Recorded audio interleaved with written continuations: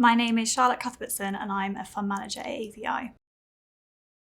My main responsibilities as a fund manager are split into two different pots. So firstly, and probably most importantly, is looking after the portfolio. So that's making investments, selling out of stocks, finding new ideas, looking after the portfolio, understanding what's going on in the market.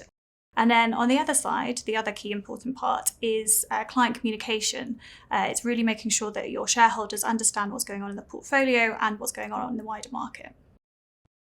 So the day-to-day activities of a fund manager are really varied. So one day you might be doing a deep dive on a company, you might be meeting one of your investment companies and speaking to the managers, you might be meeting clients, you might be writing reports.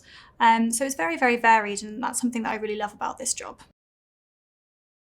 So we look at investment trusts or investment companies, and the opportunities that we're looking for are trusts that are trading at discounts. So that's where their net asset values or the underlying portfolio is of a higher value than the share price. So those discount opportunities, but we look at the entirety of the investment trust universe.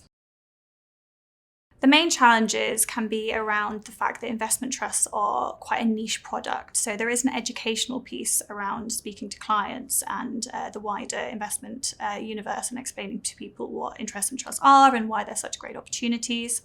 And also because investment trusts have so many different asset classes, there's an awful lot to keep track of.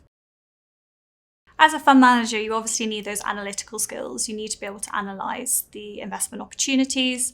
I think you also need courage in your convictions, but on the other side, you do need to have the humility to be able to say, I got this wrong and be able to change your mind. And then finally, I think a really underrated skill would be communication, because I think it's really important for you to be able to explain to your clients what's going on with their investments.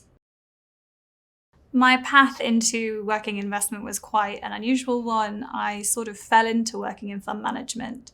It was not something that I'd particularly considered. I took a temporary job looking after the investment team at Miton when I just graduated, and I just really fell in love with what they did, and I found it absolutely fascinating.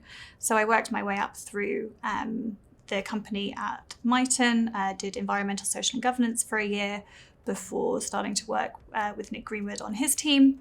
And I have now moved over to asset value investors.